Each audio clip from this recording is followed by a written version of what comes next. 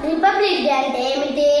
ఈ ప్రశ్న అడగగానే గణతంత్ర దినోత్సవాన్ని చక్కగా తెలుగులో చెబుతారు, లేదంటే సంపూర్ణ స్వాతంత్రం పొందిన రోజుని చెబుతారు. అంతేకాని రిపబ్లిక్ డే పుట్టు పూర్వోత్తరాలు తెలుసుకోవడం చాలా ఉంది. రిపబ్లిక్ డే అంటే మనం నిర్మించుకున్న మన దేశ రాజ్యాంగం అమలులోకి వచ్చిన రోజు. అంతకు ముందే రాజ్యాంగం ఉన్నప్పటికీ అది బ్రిటిష్ రాజ్యాంగం కావడంతో మనకంటూ ఒక కొత్త రాజ్యాంగాన్ని ఏర్పాటు చేసుకోవాలని సంకల్పంతో నిపుణులైన పెద్దలు కొందరు కమిటీగా ఏర్పడి రాజ్యాంగ రచన ప్రారంభించారు.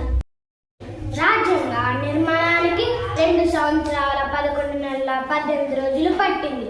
64 లక్షల రూపాయలు ఖర్చయింది.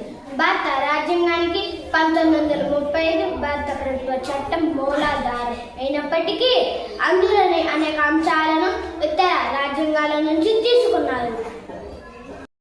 రాజ్యాంగం అంటే ఏమిటి? ఏ దేశ పరిపాలనకైనా కొన్ని ప్రత్యేక చట్టాలు అవసరం.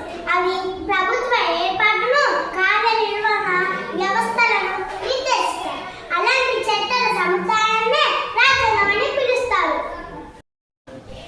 ఉదాహరణకు మనకు చదువుకునే స్కూల్కి యూనిఫామ్, బ్యాగ్, టై, షూస్ వంటివి స్కూల్ వారు ఏర్పాటు చేసుకున్న విధి విధానాల మేరకే ఉంటాయి కదా.